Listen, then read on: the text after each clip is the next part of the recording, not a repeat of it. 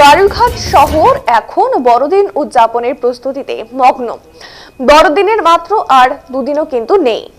আর শহরের বেকারিগুলি কেক তৈরি তুমুল ব্যস্ততা সেগুলো জায়গায় কিন্তু চোখে পড়ছে এবং প্রতিটি বেকারিতে চলছে শেষ মুহূর্তের প্রস্তুতি। বেকারি মালিক ও কর্মচারীরা দিন রাত এক করে বিভিন্ন ধরনের কেক তৈরি করছেন। বিশেষত বড়দিন উপলক্ষে কেকের চাহিদা এতটাই বেড়েছে যে কেক তৈরির জন্য প্রয়োজনীয় সামগ্রীগুলো কারখানায় আসতেই শেষ হয়ে যাচ্ছে।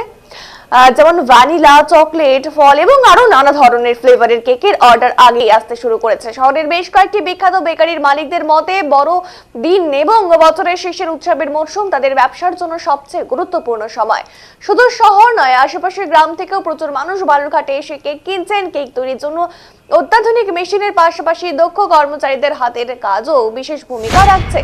বেকারির পরিবেশে এখন ভরপুর কেকের সুগন্ধ যা ক্রেতাদের আরো বেশি আকর্ষিত করছে। বড়দিন উদযাপনের ঠিক আগের এই সময়টা বেকারিগুলোর জন্য যতটা চ্যালেঞ্জিং ঠিক ততটাই লাভজনক।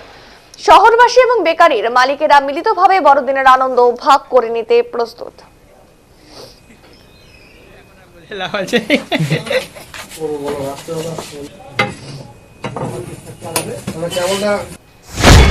আমরা তো দিন রাত কাজ করে যাচ্ছি।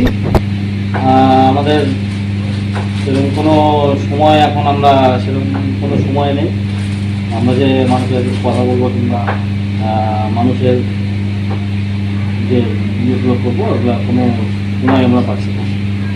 আর কী কী সামগ্রী তৈরি হচ্ছে? ডিম লাগছে, মোরব্বা, চেরি, কিশমিশ, আরও সব কেমিক্যাল লাগছে। বর্তমানে কেকের চাহিদা কেমন আছে বাজারে? বিক্রি কেমন হচ্ছে? বর্তমানে কেকের বিক্রি খারাপ নেই, ভালো হচ্ছে, আছে ভালো হচ্ছে। আমরা অনেক রকম ধরনের কেক টেক বানানো হচ্ছে, তার জন্য লোকজন কম এর মধ্যে তাও কাজ করে আমরা কমপ্লিট করতেছি। ব্যস্ততা কতটা এখন? ব্যস্ততা প্রচুর।